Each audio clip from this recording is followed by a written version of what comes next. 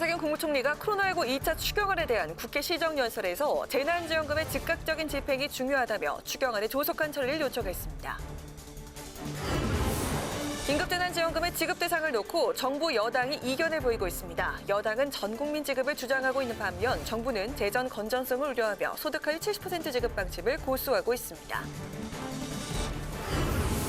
미래통합당이 비상대책위원회 전환과 조기 전당대회를 놓고 당내 갈등으로 진통을 겪고 있습니다. 다음 달에는 새 원내대표를 선출하기로 의견을 모았습니다.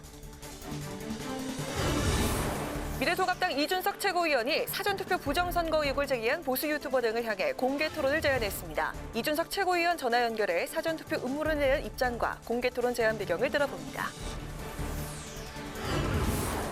뉴스앤 파워 인터뷰. 오늘은 21대 당선인이자 더불어민주당 대변인 송갑석 의원과 함께 4.15 총선 결과에 대한 의미와 20대 국회가 마지막으로 해결해야 할 과제를 짚어봅니다.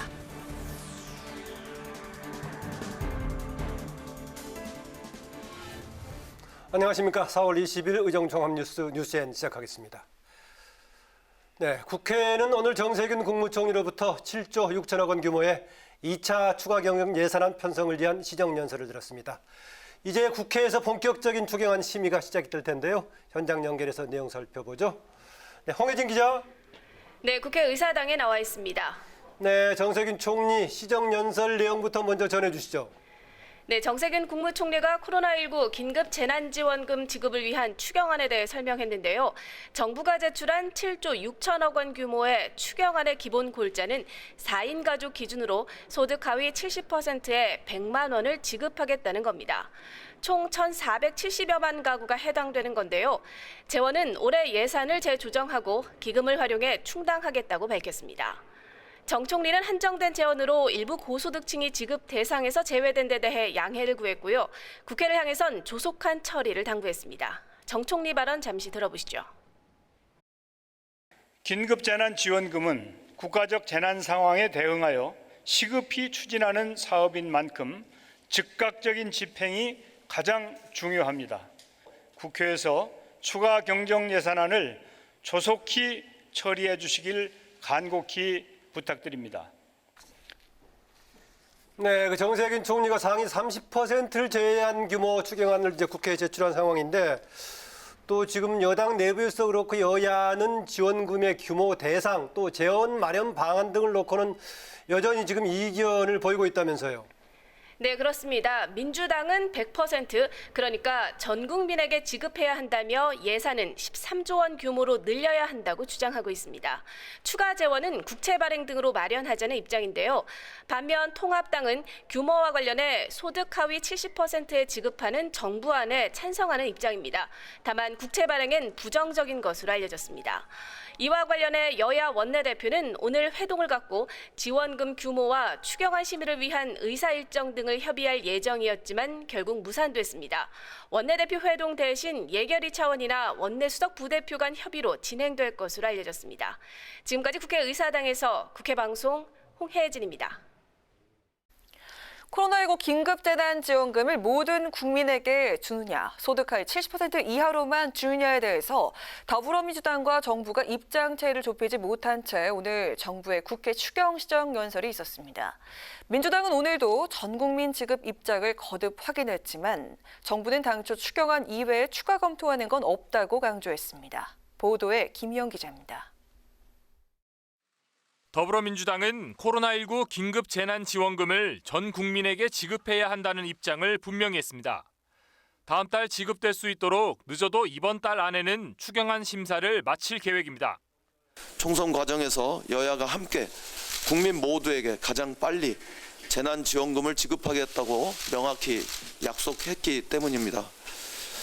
그러면 이제는 선거 때 한 약속을 실천해야 할 시간입니다.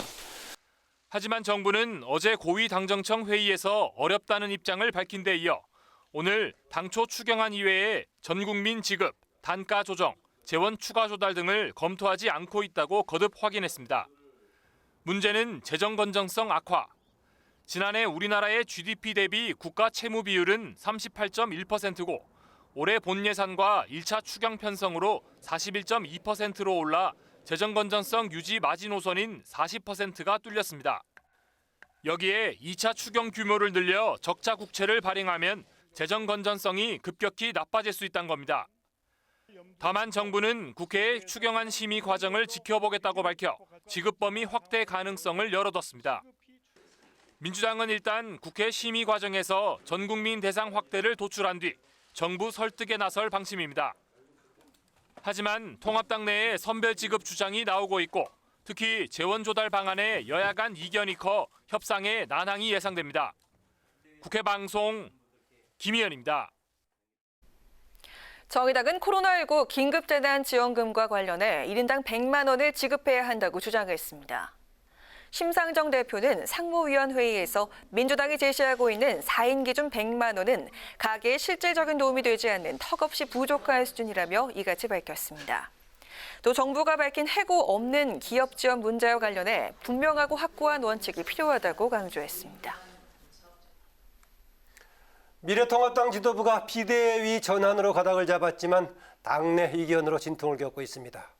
총선 후 첫 의원총회에서 상당수 의원들은 외부 인사 영입에 반대한 것으로 알려졌는데요. 김종인 전 총괄선대위원장은 관심이 없다고 말했습니다. 이소희 기자의 보도입니다.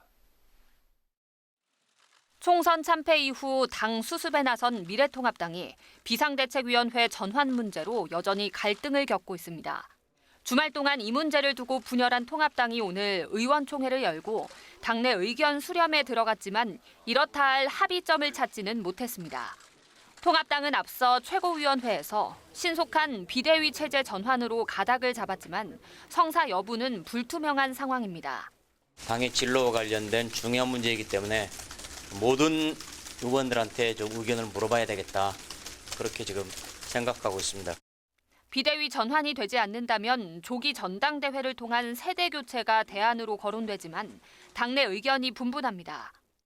비대위 전환을 해서 우리가 그 원인을 찾아내고 왜 이렇게 이번에 이렇게까지 참 보수 정당 사상 가장 큰 참패를 했느냐에 대해서 20대 국회의 구성원의 의총이기 때문에 당선자 회의를 열어서 거기에서 당의 그런 미래나 진로를 논의하는 것이 바람직스럽다. 의총에서 김종인 비대위 등 특정인에 대한 언급은 거의 없었던 것으로 전해졌습니다. 대신 더 이상 당내 문제를 외부에 맡기지 말고 내부에서 수습하자는 의견이 많았던 것으로 알려졌습니다. 김종인 전 위원장 측도 더 이상 통합당 내부 문제에 관심이 없다고 선을 긋고 있어 김종인 비대위 체제 가능성은 점차 낮아지는 분위기입니다. 통합당은 이번 주 내에 비대위 전환과 조기 전당대회라는 선택지를 두고 전화 등을 통해 의원 개개인의 의사를 확인할 예정입니다. 그런 다음 비대위 전환 문제 등 방향이 정해지면 5월 초쯤 원내대표를 선출하는 등 지도부 공백을 최소화한다는 계획입니다. 국회 방송 이소희입니다.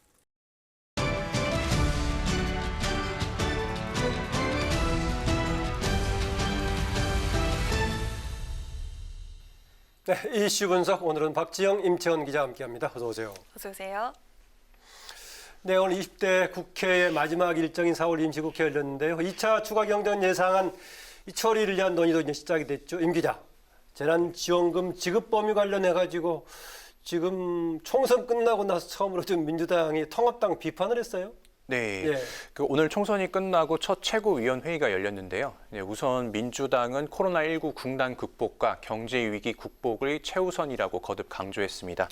특히 총선 기간 동안 여야가 전 국민 지급을 대상으로 했던 긴급 재난지원금과 관련해 5월에는 예산이 집행될 수 있도록 4월 국회에서 조속히 처리하겠다는 계획도 밝혔는데요.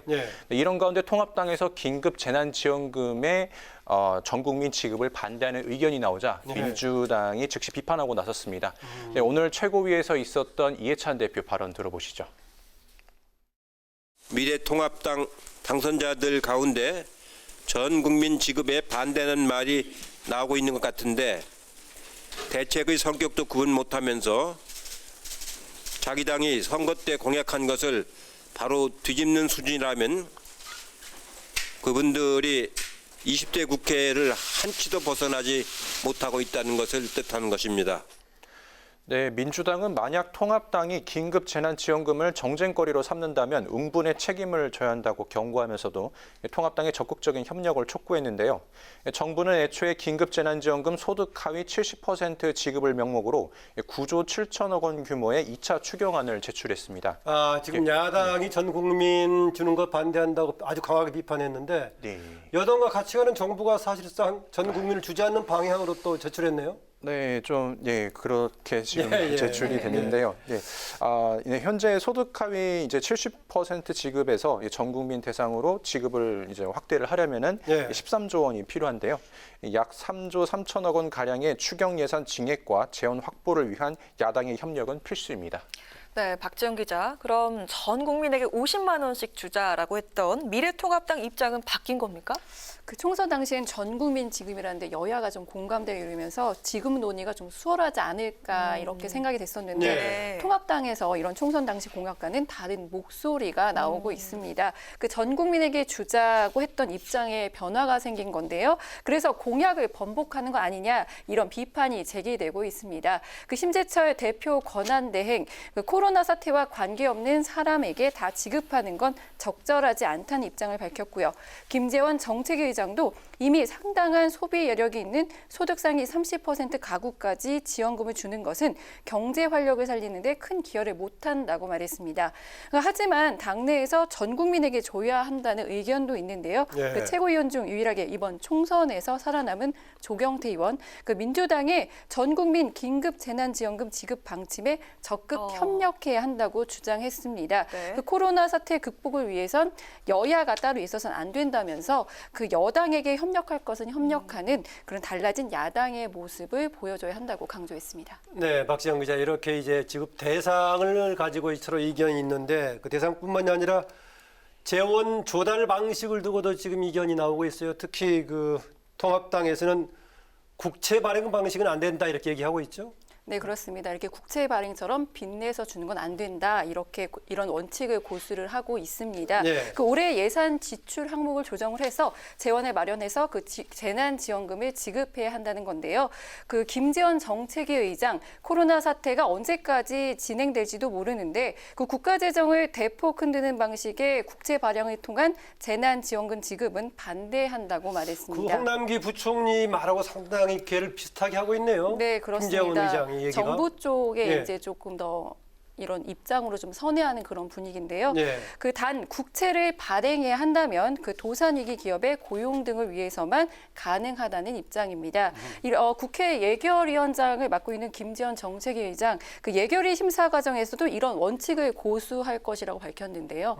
그 이제 여야가 이렇게 좀 이견을 보이고 있는 만큼 지급 대상부터 재원 조달 방식까지 그 논의 과정이 순탄치 않을 것 같습니다. 네, 민주당과 통합당, 거대 양당의 비례정당이 출연하면서 준연동형 비례대표제 도입 취지에 좀 어긋난다는 비판을 받아왔는데 비례대표용 위성정당의 교섭단체 구성이 거론되고 있죠, 임 기자? 네, 선거가 끝나면 합당하겠다던 이제 비례 위성 정당을 이제 위성 교섭단체로 만드는 방안을 놓고 여야가 이제 눈치 싸움을 벌이고 있습니다. 비례 위성 정당의 위성 교섭단체. 위성 교섭단체가 이제 되느냐 맞느냐를 지금 고민을 하고 있는데 이에 대해서 이제 민주당 서른 최고위원은 이른바 위성 교섭단체 논의 구상에 반대 입장을 밝히고 순리대로 민주당과 시민당이 합당해야 한다고 주장했는데요. 오늘 최고위원회에서 있었던 서른 의원 발언 들어보시겠습니다. 혹 야당이 복수의 교섭단체를 구성하려고 하는 등의 이번 선거에서 결정된 국민의 뜻과 벗어난 경우에도 국민이 용납하지 않을 것이기 때문에 순리의 정치로 가는 것이 맞다고 생각해서 사실 시민당은 스스로가 오직 비례대표용 정당이라면서 선거가 끝나면 당을 해체하겠다는 뜻을 분명히 했었습니다. 또 민주당과 합당 시점을 감안해 당원 부칙에 초대 당대표의 임기를 5월까지로 규정했고요. 소수정당복으로 당선된 용행인 당선인과 조정훈 당선인은 각각 기본소득당과 시대 전환으로 돌아가겠다고 밝혔습니다. 그러면 민주당 소속이 아니겠군요. 네, 이제 민주당 소속이 아닌 이제 시민당 소속이 아닌 이제 본래 정당으로 돌아가는 건데요. 그러면 최소한 민주당은 180석이 아니라 네. 178석이 되겠네요. 네, 다 하더라도요? 네, 맞습니다. 일단 예. 주석이 줄어들게 되니까 네, 그렇게 되는데요. 그런데 오늘 우희종 더불어시민당 대표가 총선 후 해체라는 당규 변경은 충분히 할 수 있다며 교섭단체 구성의 가능성을 열어뒀습니다. 우 대표는 검찰개혁 완수를 명분으로 내세웠는데요. 대표적인 사례로 고위공직자 범죄수사처법을 언급했습니다. 이르면 7월이면 출범할 고위공직자 범죄수사처장 임명 과정을 보면 대통령은 후보 추천위원회 7인 중 6인 이상이 찬성한 후보를 임명합니다. 네, 그렇죠. 예. 추천위원은 법무부 장관, 법원 행정처장, 대한변호사협회장 3인과 여당이 추천한 2인, 그 외 교섭단체가 추천한 2인으로 구성되는데요. 그리고 나머지 2인 경쟁이죠, 그러니까요? 네, 맞습니다. 예, 나머지 2인에서 만약에 시민당이 교섭단체를 만들게 되면 야당목 2명 중 1명을 확보할 수 있어서 여권이 공수처장 임명 요건 6명을 충족할 수 있게 됩니다. 네, 박지영 기자. 이제 미래한국당도 이제 교섭단체 꿀수다는 관측이 나오고 있고, 더구나 우호적인 무소속이 많아가지고 좀 쉽게 만들 수 있는 여지도 있는데, 그렇죠, 지금요? 네, 미래한국당 원유철 대표가 총선 직후에 별도의 교섭단체를 만드는 가능성을 열어두고 있다 이렇게 밝혔었고요. 예. 오늘도 그 미래통합당과 합당 시기를 묻는 기자들의 질문에 있었는데 이제 원유철 대표가 총선에 참패한 그 통합당의 당 수습이 먼저라고 말했고요. 예. 이후에 통합당과 긴밀하게 소통을 하면서 어떻게 하면 효과적으로 이 정부 여당을 견제할 수 있을지 초점을 맞추겠다고 말했습니다. 예. 그렇다면 그 미래한국당이 그 단독으로 교섭단체를 만들게 되면 그 거대 여당을 견제할 수 있는 방안이 뭘까 좀 생각을 해봤는데요. 그 국회법에 따라서 21대 국회 원구성에서 이 야당 몫의 상임위원장을 더 확보를 할 수 있을 것 같고요. 정당 보조금도 교섭단체 몫으로 나눠 가질 수 있을 것으로 보입니다.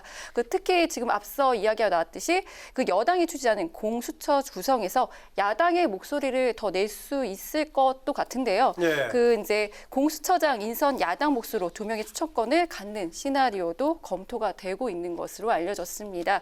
그런데 이제 국회법에 따르면 교섭단체를 구성하려면 이제 20석이 필요한데요. 이제 미래한국당 지금 19석으로 1석이 부족한데 그 미래통합당에서 이른바 의원 모셔오기가 또다시 재현될 수 있을지 좀 지켜봐야 할 것 같습니다. 네, 그것도 있지만 이제 그 무소속으로 출마했던 과거에 네. 통합당 수석이 많기 때문에 네. 굳이 통합당에서 가져오지 않아도 조금 여지가 있어 보이긴 합니다. 네, 이슈 분석 오늘은 여기까지 듣겠습니다. 박지영, 임채영 기자 두 분 수고하셨습니다. 수고하셨습니다. 네, 오늘은 장애인의 날입니다. 21대 국회에선 첫 여성 시각장애인 국회의원이 탄생했는데요. 이 김예지 당선인의 안내견을 국회 본회의장에 들어가게 할지를 놓고 논란이 좀 일었습니다. 국회는 안내견 출입을 허용하기로 했는데요. 김예지 당선인이 만들기 시작한 차별 없는 세상을 양윤선 기자가 만나서 들어봤습니다. 첫 여성 시각장애인 국회의원, 미래한국당 비례대표 김예지 당선인. 김예지 당선인의 눈인 안내견 조이가 국회 본회의장에 들어갈 수 있는지를 두고 때 아닌 논란이 벌어졌습니다. 김 당선인은 앞으로 국회 본회의장 등에 수시로 출입해야 하지만 국회법 148조에 따라 관례적으로 안내견 출입이 허용되지 않았기 때문입니다. 실제로 2004년 17대 국회 때 시각장애인 정화원 의원은 안내견과 함께 본회의장에 들어가려 했지만 좌절했습니다. 정당한 사유 없이 안내견 사용을 막는 것을 금지하는 장애인 차별금지법이 만들어졌지만 국회에선 관례가 없었기 때문에 일어난 해프닝입니다. 국회는 장애인 복지법 등을 근거로 김 당선인의 눈 역할을 하는 조이의 출입이 가능하다는 판단 아래 실무 준비에 들어갔습니다. 김 당선인은 이런 논란 또한 장애물 없는 환경을 만들기 위한 의미 있는 한 걸음이라고 말합니다. 또 제가 이런 일이 없었으면 계속 모르셨을 거 아니에요. 그래서 알려드리고 또 이 공감을 끌어내고 그러면서 변화를 이끌어내는 게 어떻게 보면 제 의정 활동의 일부가 아닐까. 선천성 망막 색소변성증으로 13살의 시각을 잃은 김 당선인은 점자 악보로 피아노를 연습해 비장애인과 경쟁하는 피아노과에 입학했습니다. 미국에서 박사학위를 받고 돌아와 강단에서 피아노를 가르치고 시각장애인을 위한 3D 촉각 악보를 개발하는 등 장애인 예술 지원 활동을 해왔습니다. 김 당선인에게 국회는 다름을 인정받고 존중받는 사회를 만들 수 있는 기회입니다. 그 목소리 내는 분들의 그 마음을 모아서 제가 대표해 드리는 것도 좋겠다라는 생각을 가지고 이곳에 오게 되었습니다. 당장 국회에서 시작된 변화는 앞으로의 변화에 기대를 갖게 합니다. 미래한국당은 모든 명함에 점자를 쓰게 했고 국회 사무처도 김 당선인의 의정활동 수행에 필요한 지원들을 적극 검토하겠다는 입장입니다. 국회에서만 일어나는 게 아니라 모든 국민들에게 같이 다가갈 수 있는 변화의 물결이 되었으면 좋겠고요. 장애인 정책에 의미 있는 변화를 만들어내고 싶다는 김 당선인. 존중과 다양성이 인정되는 세상을 꿈꿉니다. 활동 지원 서비스의 연령 제한을 폐지하는 것에 대해서 일을 할 것 같고요. 또 장애 예술인들이 정말 지원을 받아서 활발하게 창작 활동을 할 수 있도록 돕는 국회 방송 양윤선입니다. 제40회 장애인의 날인 오늘 여야는 한 목소리로 장애인 복지 향상을 위해 노력하겠다고 밝혔습니다. 더불어민주당은 장애인 연금 수급권의 단계적 확대와 장애인 이동권 보장 강화로 장애인의 인간다운 삶의 보장을 위해 더욱 힘쓰겠다고 강조했습니다. 미래통합당도 장애인 복지 향상을 위한 예산 확대와 정책 지원 등을 적극 추진하겠다고 밝혔습니다. 더불어민주당은 이번 총선에서 171표로 근소한 차이로 패배한 인천동 미추홀구 선거에 대한 재검표 절차에 착수했습니다. 민주당 남영희 후보 측은 지난 16일 선거관리위원회에 투표한 밀봉을 신청한 데 이어 인천지방법원에 재검표를 위한 증거 보존을 신청할 것으로 전해졌습니다. 미추홀구에서는 무소속 윤상현 후보가 46,493표를 얻어 46,322표를 확보한 남 후보를 171표 차로 이기고 당선됐습니다. 국회가 21대 국회부터 국회 시상제도를 전면 개선한 대한민국 국회의정대상을 신설합니다. 국회의정대상은 일하는 국회 모습을 회복하기 위한 것으로 입법활동과 정책개발, 국정감사 세 부분으로 나눠서 시상하게 됩니다. 국회 사무처는 기존에 시상하던 우수의원과 연구단체에 대한 상은 평가 방법에 대한 일관성과 통일성이 부족해 제도 정비 필요성이 제기되어 왔다고 밝혔습니다.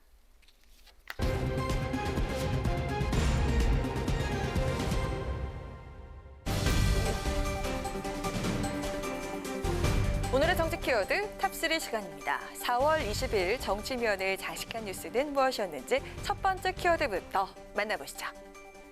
부산 연제구 국회의원 선거에서 낙선한 더불어민주당 김혜영 의원이 21대 국회를 향해 국민 전체의 대표로서 진영 논리보다 양심에 따라 정직하게 의정활동에 임해달라라고 밝혔습니다. 김 의원은 민주당 내에서 쓴소리를 계속해온 대표적인 소신파로 알려진 인물인데요. 국회를 떠나는 순간까지 21대 국회에 대한 당부를 전하며 자신의 소신을 굽히지 않았습니다. 경우에 따라서는 99명이 예라고 하더라도 잘못된 일에는 용기 내어서 아니오라고 말할 수 있어야 합니다. 아직 과거에 머물러 있는 국회를 혁신하고 21대 국회는 미래지향적인 국회가 되기를 부탁드립니다. 김 의원은 이어 20대 국회는 극단의 대립이 일상화되며 민생을 위한 의정활동과 입법이 제대로 이뤄지지 못했다며 21대 국회는 정치적 이익을 위해 갈등을 조장하기보다 국민 갈등을 치유하고 통합의 방향으로 나아가게 하는 역할을 수행해야 할 것이라고 덧붙였습니다. 조국 전 법무부 장관 논란과 비례위성정당 창당 같은 쟁점 현안마다 민주당 내에서 쓴소리를 계속해온 김 최고위원은 의원은 현안에 대해 분명한 입장을 밝히는 것이 중요하다고 강조했는데요. 주류에 편승하기 위해 침묵하고 내만 하는 게 아니라 권력을 가진 자를 통제하고 사회적 약자를 낮은 자세로 섬기는 국회가 되길 바란다고 당부했습니다. 김혜영 의원의 당선인을 향한 당부에 21대 국회에 대한 기대감과 바람이 그대로 담겨 있는 듯한데요.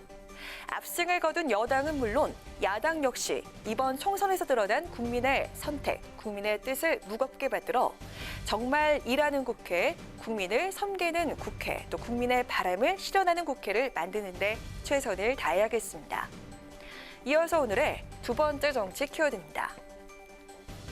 총선 후 일부 보수 유튜버가 제기한 4.15 총선 사전투표 개표 조작 음모론에 통합당 차명진 후보가 동조하며 논란을 빚었는데요. 이에 대해 통합당 이준석 최고위원이 사전투표 부정 의혹을 반박하며 의혹을 제기한 보수 유튜버 등의 공개 토론을 제안해 화제가 되고 있습니다. 이준석 최고위원은 반성하고 혁신을 결의해야 할 시점에 사전투표 의혹론을 물면 안 된다며 개표 조작설이 현실성이 없다고 주장했는데요.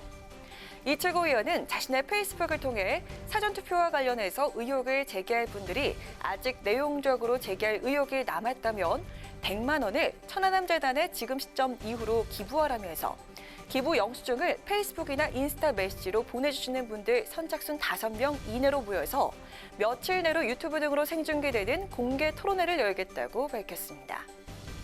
한편 이 최고위원은 이번 총선에서 통합당의 참패 이후 주어진 쇄신과제를 강조하며 사전투표 의혹 등을 제기하는 보수 유튜버들에게 당이 휘둘려선 안 된다고 주장했는데요. 내가 바로 본투표를 이기고 사전투표에서 져서 낙선한 후보라며 이러한 자신도 단 한 표도 부정이 없다고 보는데 왜 난리를 피우는지 바로 이런 점 때문에 국민들이 등을 돌린 것이라고 지적했습니다.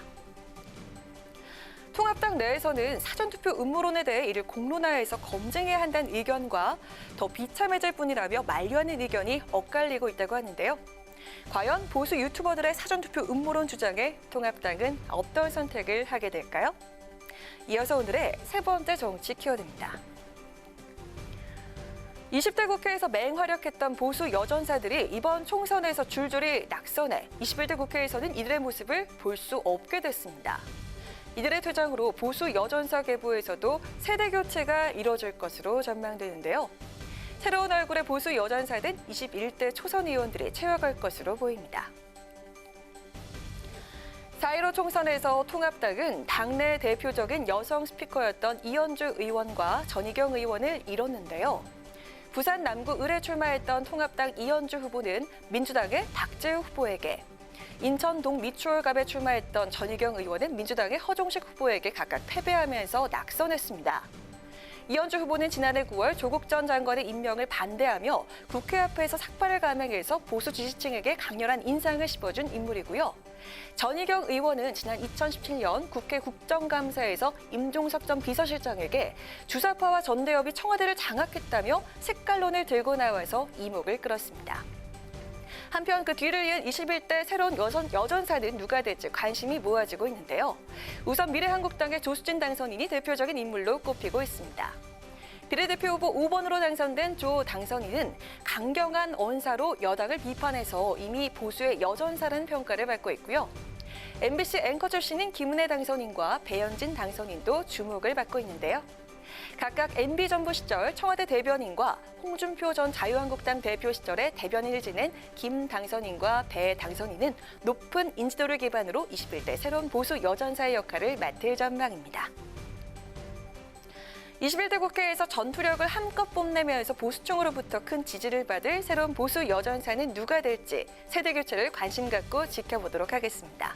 이상 오늘의 정치 키워드 탑3였습니다.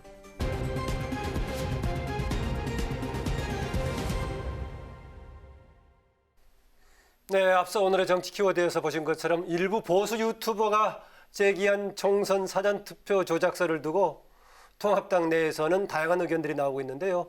부정선거 의혹을 제기한 보수 유튜버들에게 공개 토론을 제안한 미래통합당의 이준석 최고위원 직접 전화로 연결해서 해당 음모론을 강력 반박하는 근거는 무엇이고 또 총선 패배로 수술대에 오른 통합당의 쇄신 방안 관련해서 좀 자세한 얘기 나눠보도록 하겠습니다. 이준석 최고위원 나와 계십니까? 네, 안녕하십니까? 네, 반갑습니다. 먼저 지난 3번 도전 이번은 선전하셨는데 기회를 다음으로 좀 미뤘네요. 아이고 저야 당연히 열심히 할 뿐이고요. 네. 이번에 전체적으로 미래통합당이 제가 통합 전부터 이제 통합 이상의 혁신을 보여주지 못하면은 네. 많은 지역구에서 득표율이 37% 무난히 받고 낙선할 거다 이런 얘기를 제가 했는데 네. 어이없게도 실제로 그런 예측과 비슷할 정도로 많은 후보들의 득표율이 나와가지고 네. 이제 그게 사실 과거에는 보수가 한 보수 정당의 후보가 된다는 것만으로 이제 한 40% 이상의 득표율을 얻고 거기에 개인 득표를 얹어야 했던 선거 상황과 많이 달라졌다는 것을 좀 다들 알아야 될 것 같습니다. 네. 이번에 정당 투표 경향이 강하긴 했습니다. 오늘 주제 관련 질문을 좀 드리겠습니다. 예. 사전투표 조작설 이게 통합당 주변에서 쟁점이 될 정도로 그런 그 사안이 됐습니까? 어떻습니까? 저는 이런 생각을 합니다. 이제 보면은 제가 특히 보수 유튜버들에 대한 언급을 많이 했는데요. 예. 이게 사실 유튜브라는 것이 뭐 대한 매체적 성격을 가지고 있긴 하지만은 또 반대로 언론이라고 하기에는 책임과 의무를 다하지 않고 있다 이런 생각도 하게 됩니다. 예. 예를 들어 지금 이번에 사전투표 의혹론 같은 경우에는 수치고 뭐고 이렇게 들어가기 전에 애초에 사전투표의 진행 과정이나 이런 걸 봤을 때 뭐 어느 단계 조작이 일어났다고 주장하는 것인지 등을 전혀 그 유튜버들이 밝히지 못하고 있거든요. 예. 근데 이런 것들이 이제 패배로 이제 낙담한 어떤 보수 지지층 일부에게 이제 굉장히 자극적인 말로 전달되면서 사실 선거 불복 프레임으로 가는 거거든요, 이거는. 예. 네. 근데 저는 여기에 대해 가지고 정당에 우리 당내에도 보면 일부 동조하는 의원들이 있는데 뭐 그런 어떤 수준의 어쨌든 뭐 선거에 대한 해석 가지고는 절대 민심을 돌려내기 어려울 것이다 이런 생각을 합니다. 예. 네, 공개 토론을 통해서 이렇게 반박에 나서실 텐데 이렇게 공개 토론 참여 의사를 밝히신 분들이 있다고요? 저는 이제 유튜버들 같은 경우에는 본인들이 앞장서가지고 이걸로 이제 그 방송도 하고 그리고 네. 또 거기 방송을 하면 또 유튜브에 슈퍼챗이라는 것도 후원금도 들어오거든요. 예. 그렇다면 이분들이 직접적으로 의혹을 제기한 분들이고 또 수혜자적 성격이 있는데 이분들이 당연히 적극적으로 토론에 참여하실 줄 알았는데 보면은 그게 아니라 이분들한테 제가 뭐 속된 말로 낚인 분들 중에서 일반 유권자 분들이 그 중에서 한 분이 이제 본인이 이제 참여하겠다 이런 얘기를 하고 계시고 참 저로서 난감한 상황인 게 주장은 그렇게 엄청나게 세게 방송을 해놓고는 지금 토론하자는 말에는 큰 반응이 없는 상태입니다. 아, 그러니까 할 만한 분이 지금 응대한 것은 아니다. 그런 얘기인가요? 그렇죠. 저는 의혹을 제기하신 분들이 당연히 정보도 많을 것이고 또 이 사안에 대해 의지가 있을 것이다 판단해서 그분들을 많이 초대해야 되는데 예. 지금 뭐 그냥 뭐 분노한 보수 유권자 한 분 뭐 이런 느낌이에요 지금 보면은. 예. 보니까 그 차명진 전 후보도 이 조작설에 동참하고 있는 것 같더라고요. 이거 어떻게 보십니까? 그 후보 입장에서는 당연히 이런 이야기를 들으면 마음이 무너집니다. 뭐 낙선한 사람들 같은 경우에는요. 저도 포함해서. 근데 이 의혹 핵심이 뭡니까? 본투표에서는 이겼는데 사전투표는 졌다. 뭐 이런 분들이 가장 억울하지 않겠습니까? 근데 정작 그런 사람이 접니다. 제가 본투표에서는 상대 후보보다 많이 득표했고 사전투표에서 적게 졌는데 저는 그래도 이 사안에 대해서 최대한 내가 안에 내용을 들여다보려고 하는데 사실 뭐 왜 본투표도 숫자가 잘 안 나오고 사전투표도 잘 안 나오신 분들이 더 관심을 가진지 알 수가 없습니다. 네. 네, 좀 이야기를 들어보니까 이 일들이 해프닝처럼 들리는데요. 부정선거 네. 음모론은 뭐 당내에서도 크게 확산되는 분위기는 아닌가 보죠? 저는 이 사안에 대해 가지고 뭐 보수 진영의 유튜버라고 하는 분들 중에서도 상당히 뭐 저랑 정책적 이견이 있었던 분들이 하더라도 뭐 상식적으로 아니면 합리적으로 이제 의견을 개진하시는 분들 같은 경우에는 이 사안에 대해서 뭐 굉장히 객관적인 이야기들 하고 있어요. 네. 근데 지금 이제 보면 다소 이제 일부 선동적인 분들 같은 경우에는 이걸 뭐 본인들이 실제 이걸 믿어서 그러는 건지 아니면 다른 의도가 있는지 모르겠지만 굉장히 강하게 밀고 계신데 예. 앞으로 보수 진영이 재편되기 위해서는 적어도 상식과 비상식이 있어가지고 저는 비상식에 해당하는 분들이 주류가 되면 안 된다 이렇게 봅니다. 예, 그 어쩌면은 소식통으로서 또는 그 홍보도 포함할 수 있는 보수 유튜버들과 통합당과의 관계 앞으로 어떻게 재설정해야 된다고 보십니까?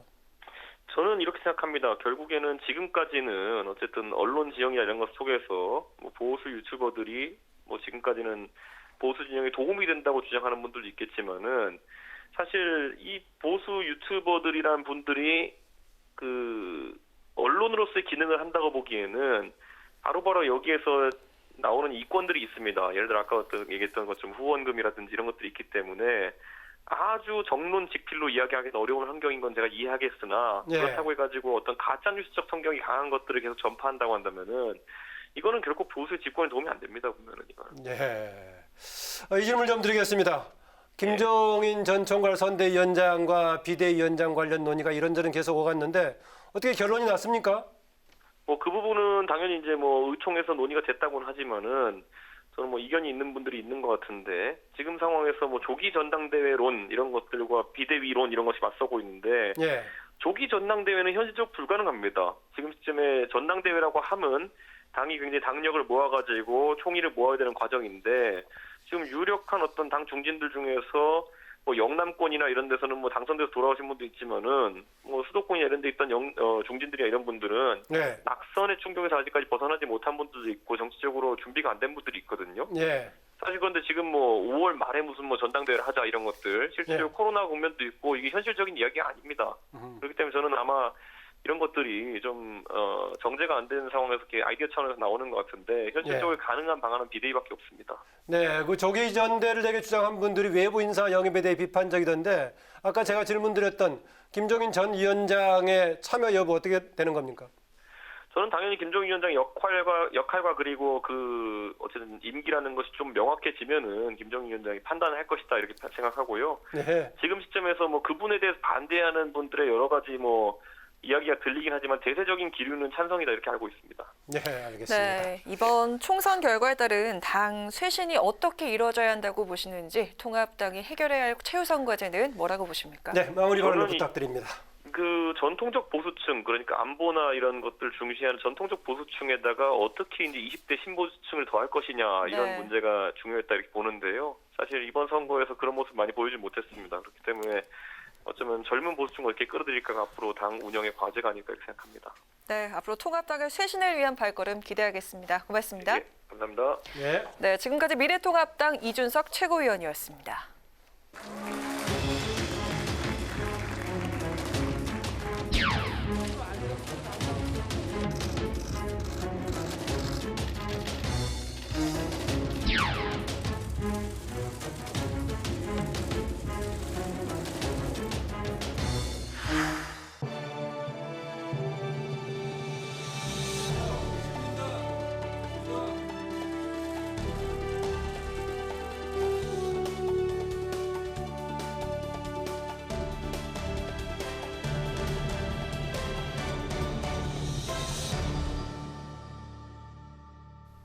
네, 이번 시간은 뉴스엔의 파워 인터뷰 코너입니다. 총선이 끝난 지금 여야 정치권은 긴급 재난지원금 추경안 심의에 돌입했습니다. 특히 총선에서 전례 없는 압승을 거둔 여당은 겸손과 협치를 내세우면서 20대 국회 마지막에 유정의 미를 거두기 위한 준비 한창인데요. 민주당에게 있어서 이번 총선 결과의 의미는 무엇이고 또 남은 짧은 기간이지만 20대 국회에서 꼭 해결해야 할 과제가 있다면 무엇인지 오늘은 더불어민주당의 이번 또 21대 당선인이자 더불어민주당의 대변인을 맡고 있죠. 송갑석 의원과 함께 얘기 나눠보도록 하겠습니다. 어서 오십시오. 어서 오세요. 안녕하세요. 네. 먼저 현안부터 짚어보죠. 그 총선을 치른 정치권 지금 이제 긴급 재난지원금 관련 논의가 되고 있는데 오늘 지금 정세균 총리가 국회 본회의에서 지금 시정연설을 했는데 오늘 했던 내용하고 지금 당하고 좀 조율이 된 겁니까? 어떤 겁니까? 네, 이제 먼저 뭐 오늘 정세균 대표 말씀하셨던 것과 연관도 돼서 예. 총선 바로 뒤끝이라 이번에 제가 이번 총선을 보면서 가장 제가 치르면서 예. 인상 깊었던 것은 전 세계적으로 코로나 속에서 전 세계가 얼어붙었는데 대한민국만이 유일하게 전국적 규모의 선거를 치러냈습니다. 그랬죠. 예. 뭐 연기된 나라도 있었고요. 그렇습니다. 그런데 그냥 선거만 치러낸 것이 아니고 28년 만에 최고의 투표율까지 기록하는 정도로 많은 참여가 있었습니다. 예. 그래서 저처럼 개인적으로 보면 당선된 사람, 낙선된 사람, 또 당으로 봐서는 저희 당처럼 뭐 엄청난 승리를 거둔 정당, 참패한 정당 이렇게 나눌 수 있겠지만 정말로 이런 선거를 치러낼 수 있는 유일한 나라다라고 하는 점에 대해서 정말로 대단한 대한민국이고 위대한 국민들이다라는 생각을 가장 먼저 했습니다. 그래서 오늘 정세균 총리의 시정연설도 저는 그런 것의 연장선상이라고 생각을 합니다. 그래서 그렇게 세계에서 거의 유일하게 방역에 가장 훌륭하게 대처하고 성공해 오고 있는데 이 방역에 대한 성공을 물론 긴장감을 늦추지 않고 끝까지 막아내야 되겠지만 경제 위기와 연결시켜서 그러한 경제 위기도 선제적으로 대응하고 하는 측면에서 오늘의 시정연설의 방점이 찍혔다라고 생각을 합니다. 네, 이제 뭐 신속하고 꾸준한 뭐 대응 전략 뭐 여기에 초점을 맞춰서 지금 설명을 주셨습니다. 이제 지급 대상 관련 논의가 좀 충분히 논란이 될 만하죠. 네, 그렇죠. 이 당정이 합의가 안 된 상태에서 시정연설이 진행이 된 겁니까? 당정협의는 현재 진행은 하고 있습니다. 결론을 마무리 못한 상태에서 네, 결론을 마무리 못한 상태에서 오늘의 시정연설은 기존에 정부에서 제출했었던 하위 70% 선에 맞추어서 어쨌든 일단 안이 제출이 된 거고요. 저희로서는 충분히 당하고 뭐 상당한 공감대는 있었다라고 생각을 합니다.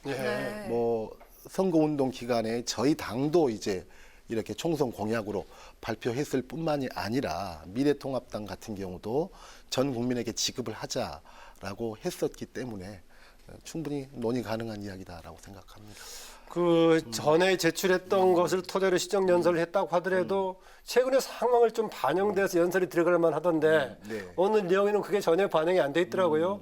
예, 그럼 이후에 이제 조정 가능성은 충분히 있다고 이제 보는군요. 네.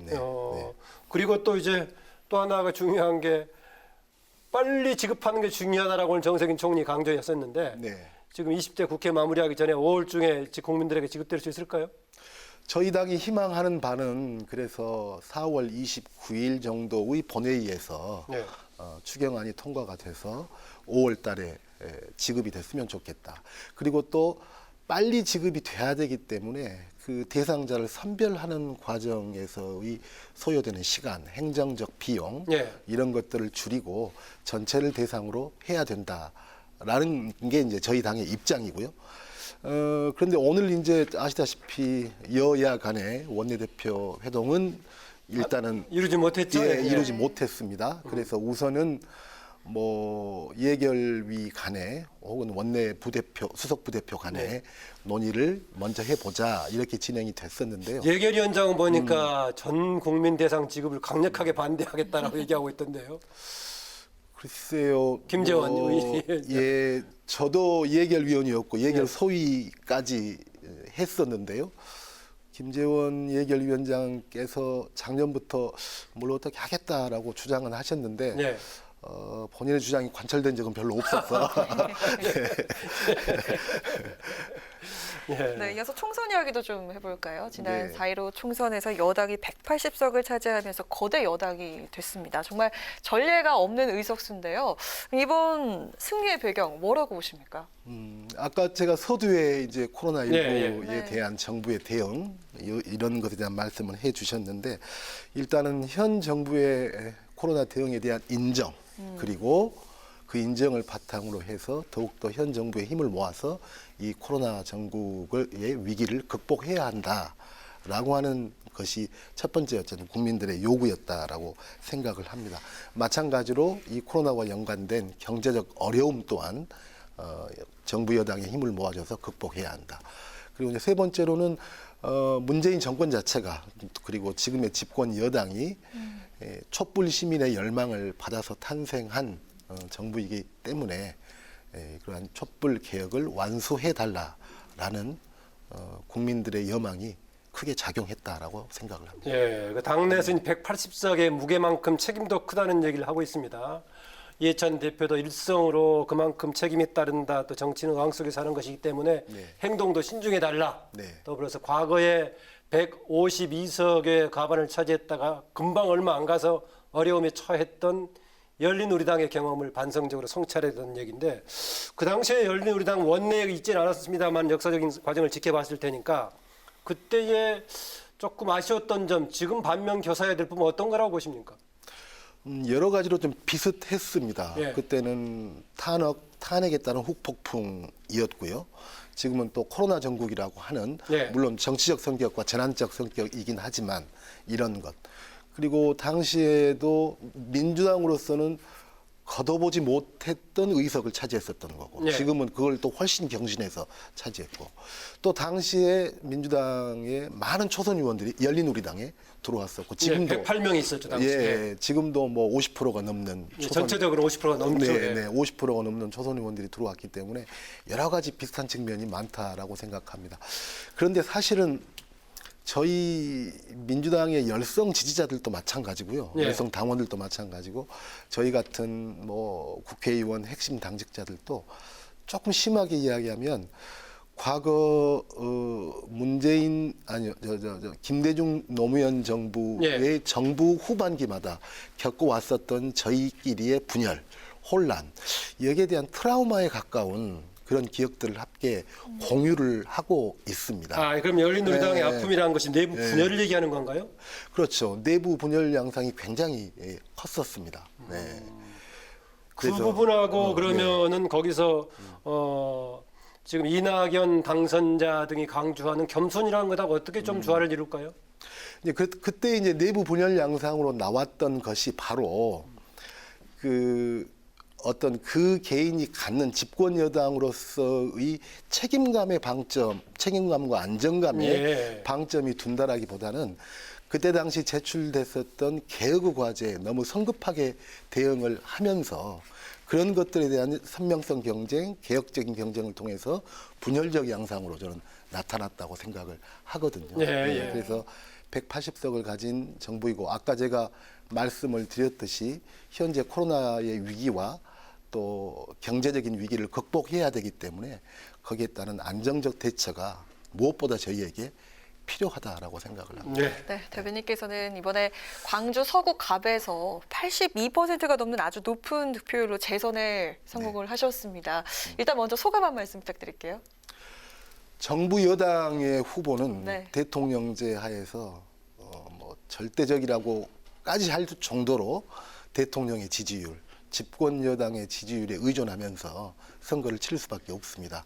물론 뭐 5% 내외의 박빙 지역에서는 그 개인의 어떤 그 면모나 이런 것도 물론 작용을 하겠지만 그래서 뭐 제가 거둔 그 높은 지지율이 제가 달성한 지지율이라고는 저는 뭐 추워도 그렇게 생각하지 않고요. 그럼에도 불구하고 호남 지역에서는 지난번 20대 총선하고는 다르게 그때는 단 3석, 28석 중에서 단 3석만 차지했었는데 이번에는 친여 무소속 한 석을 빼고는 나머지를 싹 저희가 가져왔습니다. 특히 광주는 8석 전부 패배했었는데 예, 다시 가져왔습니다. 그것은 그만큼 호남 유권자들이 이 정부, 이 문재인 정부, 그다음에 집권 여당과 상당한 일체성을 저는 갖고 있다라고 생각을 합니다. 그래서 우리 정권이다라고 하는 것이 굉장히 크고요. 그래서 호남이 가지고 있는 그러한 애초의 개혁성 이런 것들을 계속 밀고 나가야 된다라고 하는 그런 지역민들의 지지에 힘입어서 저뿐만이 아니라 상당수 후보들이 뭐 60%, 70% 예. 이런 지지율로 당선이 됐습니다. 일반적으로 전국적인 설명은 지금 이제 민주당의 입지를 통합당과의 이게 대비를 하며 설명하는데 그 지역의 경우에는 통합당과의 경쟁이 아니라 기존의 현역 의원 대부분이 민생당 소속이었죠. 네. 상호관계에 대해서 지역 유권자들은 어떻게 판단했다고 보십니까? 저는 지역 유권자들이 민생당에게 뭐 어느 특정 정치인으로 보자면 안철수 대표에게 당시에 커다란 기회를 준 거라고 생각을 합니다. 근데 그 4년 후에 안철수 대표가 보여준 것, 그다음에 애초에 국민의당이라고 하는 이름으로 해서 그 엄청난 호남에서 의석을 받았었는데 그것이 4분 5열돼서 나타난 현상, 여기에 대한 철저한 그 지역민들의 실망 이런 것들이 반영이 됐다고 생각을 하고요. 특히 당의 교체도 있지만 호남으로 봐서는 세대 교체의 의미도 당을 떠나서 굉장히 크다라고 생각을 합니다. 광주 8석 이번에 그 20대에 8명 당선된 분들의 국회의원 선수를 다 합쳐보면 21선인가 이렇게 될 겁니다. 이번에 당선된 것은 제가 재선이니까 재선이거든요. 그냥 2선. 그래서 그만큼 세대 교체의 의미가 굉장히 컸던 선거. 기존에 20대 의원들 합하면 21선이었다. 네, 이렇게 거대 여당이 탄생한 가운데 이번 총선 부산에서 낙선한 김영 의원이 김영 최고위원. 진영 논리보다는 양심에 따라서 의정 활동에 임해달라 이렇게 당부를 했는데 그랬죠. 이에 대해서 어떻게 생각하시는지요? 아니요, 김영 의원은 저희 당의 굉장히 젊은 의원일 뿐만 아니라 청년 최고위원이었죠. 예. 그런데다가 또 최고위원까지 했었고 그다음에 이번 발언뿐만이 아니라 계속적으로 소신 발언을 쭉 해왔던 의원입니다. 그리고 특히나 180 거대 여당이 됐을 때는 이 전국 책임져야 하는, 끌어가야 하는 책임감이 더욱더 저는 크다라고 생각을 예. 합니다. 그래서 20대 국회 때 뭐 국회 선진화법 등등, 그다음에 저희가 제1당이었지만은 의석 차이가 얼마 나지 않으면서 불가피하게 갈등의 측면이 있었을 때는 어쩔 때는 진영의 논리가 강조될 수밖에 없는 불가피한 여건이 있었다라고 하지만 180석을 가진 거대 영당에서의 이 진영 논리 이런 것들은 저희로서는 굉장히 좀 자제해야 될. 오히려 또 포용성을 발휘해야 네, 된다. 네. 그래서 과거의 진영 논리 극단화되지 피하자라고 했었는데요. 이거는 꼭 질문드려야 할 것 같네요. 저 이른바 그 비례정당 얘기하면서 이런저런 언론들에서 계속 이제 꼼수 비례정당이라는 지적이 나왔습니다. 근데 또 추가로 지금 꼼수 논란 되고 있는 거 아시죠? 압니다. 예, 네. 교섭단체, 독자적인 교섭단체를 추가로 구성해서 하는데 지금 현실 정치로 봤을 때 구성할 가능성이 꽤 많아 보입니다. 비판적인 지적도 나오고 있는데 이건 어떻게 국민들에게 좀 설득할 수 있다고 보십니까? 뭐 이 문제에 대해서는 저의 그냥 개인적인 또 김혜영 최고 발언 바로 다음에 제가 또 소신 발언을 하게 되는 이런 건데요. 비례 위성 정당을 창당할 수밖에 없었던 불가피한 이유는 뭐 저는 분명했다라고 생각을 합니다. 제1당을 뺏길 수 없었기 때문에 분명했다라고 생각을 하고요. 그다음에 그 미래통합당에 대응할 수밖에 없었기 때문에. 그런데 그 이후의 연장선상에서 뭐 예를 들자면 공수처를 구성하게 될 때 뭐 야당한테 주는 목 뭐 이런 것까지를 뭐 계산하고 이러면서 이제 위성정당 이야기도 나오고, 물론 그것도 시작은 미래통합당에서 그 위성정당을 여전히 교섭단체로 놔두려고 한다라고 하는 전제하에서 저희 쪽도 그럼 어떻게 할 거냐 이런 논의들이 나오는 건데요. 저는 180석까지 준 국민들에게 그 180석을 준 정당이 그 비례위성정당을 또 교섭단체까지 해서 전국을 끌고 나가려고 하는 것을 어떻게 볼지 저는 좀 솔직히 설득할 논리가 좀 저는 부족합니다. 그래서 저는 혹시 또 거기서 지금 이제 미래한국당이 하는 상황에서 우리 안 할 수 없지 않느냐 이렇게 단순하게 나올 가능성도. 저는 그 여부하고 관련 없이 저는 180석을 받은 정당은 그래서는 안 된다. 상대 정당의 상황과 상관없이. 상관없이 저희는 원래대로 합당을 해서 거기에 맞게 다소 불리한 정치 환경이 된다 할지라도 그것은 저희가 발휘해야 될 정치력이고 능력이다라고 생각을 합니다. 그런 목소리가 얼마나 됩니까? 뭐 서른 의원도 얘기하고 그런 것 같던데 당에서 어느 정도 목소리가 됩니까? 그런 목소리가. 뭐 인제 막 나오는 거기 때문에 그러는데요. 글쎄요. 저는 아마 저희 같은 생각을 하는 의원이 더 많지 않을까라고 생각을 합니다. 그래요? 네. 이번의 경우는 그러니까 일단 정말 압승한 상황이기 때문에 조금 각자의 양심과 판단에 따라서 하는 발언들이 좀 더 나올 가능성이 크다. 아니 국민들 입장에서 180석까지 줬는데 무슨, 저는 좀 그런 점에서는 제가 좀 자신 없는 국민들에게 뭐라고 그걸 설명하고 설득할 자신은 저한테 좀 부족합니다. 네. 지금 좀 웃기는 그런데요. 벌써부터 무슨 뭐 차기 원내 구성 같은 얘기가 나오고 그렇습니까? 어떻습니까 지금요? 일단은 저희는 5월 7일 날 원내대표 선거를 하기로 했고요.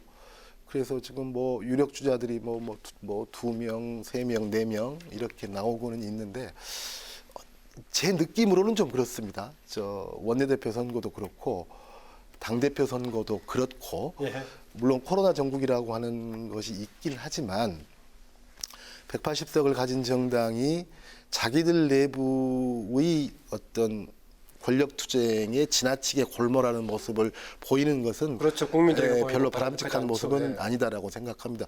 그럼에도 불구하고 경쟁은 해야 될 수밖에 없으니까 그래서 저는 좀 조용한 경쟁이 되지 않을까 이렇게 생각을 합니다. 네, 대변인께서는 남은 20대 국회 어떻게 마무리를 하고 또 21대 총선 어떻게 계획을 하실 건지 마지막으로 말씀 부탁드리겠습니다.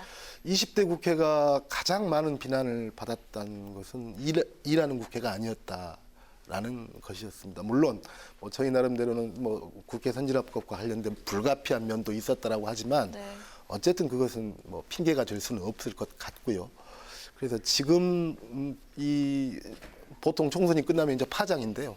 그럼에도 불구하고 또 추가적인 추경안이 제출이 되고 했던 것은 그만큼 지금의 코로나 위기와 그에 파생된 경제 위기가 심각하기 때문이다라고 생각합니다. 그래서 그 심각성 또 그 대책의 즉각성 이런 것에 봤을 때 빨리 추경을 통해서 국민들의 그런 고통을 조금이라도 덜어줬으면 좋겠고요. 그다음에 뭐 그래도 우리가 필요하다라고 하는 법안 최소한 몇 개라도 함께 통과시켜서. 네, 그건 20대 마무리고 21대 이제 또 재선으로 임하는. 네, 본인의 또 후보도 필요하겠죠.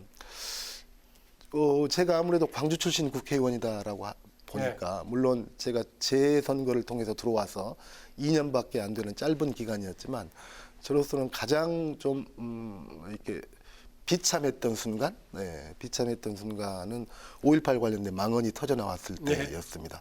5.18에 대한 망언은 뭐 한두 번 있었던 일이 아니죠. 그런데 국회의원이 그것도 국회에서 했었다는 것에 굉장히 좀 자괴감이 들었었는데요. 마침 이제 올해가 5.18 40주년입니다. 그리고 5.18 진상규명조사를 마지막 기회죠. 그게 또 올해 또 출발을 했고요. 그래서 그런 것들이 다시 한번 진상이 정확하게 규명이 되고 그러므로 해서 5.18에 대한 명예가 최종적으로 회복될 수 있는 그런 국회가 됐으면 좋겠다는 것과 함께 어찌됐든 일하는 국회의 면모를 찾을 수 있는 노력은 여야 할 것 없이 모두가 해야 한다라고 생각을 합니다. 네, 오늘 여기 나와주셔서 고맙습니다. 네, 고맙습니다. 네, 뉴스N의 파워인터뷰 지금까지 더불어민주당의 송갑석 당선인이자 재선이죠 대변인과 함께했는데 앞으로도 저희 그 뉴스N에서 이번 21대 총선의 당선자들을 계속해서 모시도록 하겠습니다. 네, 오늘은 종일 쌀쌀한 날씨가 이어졌는데요. 내일은 찬바람이 더욱더 강하게 불면서 오늘보다 기온이 더 떨어지겠습니다. 서울의 아침 기온이 6도, 대관령의 영하 1도, 대전과 광주 7도가 예상됩니다. 갑작스런 쌀쌀한 날씨에 감기 걸리기 쉬우니까요. 건강관리 잘하셔야겠습니다. 네, 오늘 뉴스N은 여기까지입니다. 국민에게 힘이 되는 국회를 위해서 내일도 뉴스N이 함께하겠습니다. 시청해 주셔서 고맙습니다.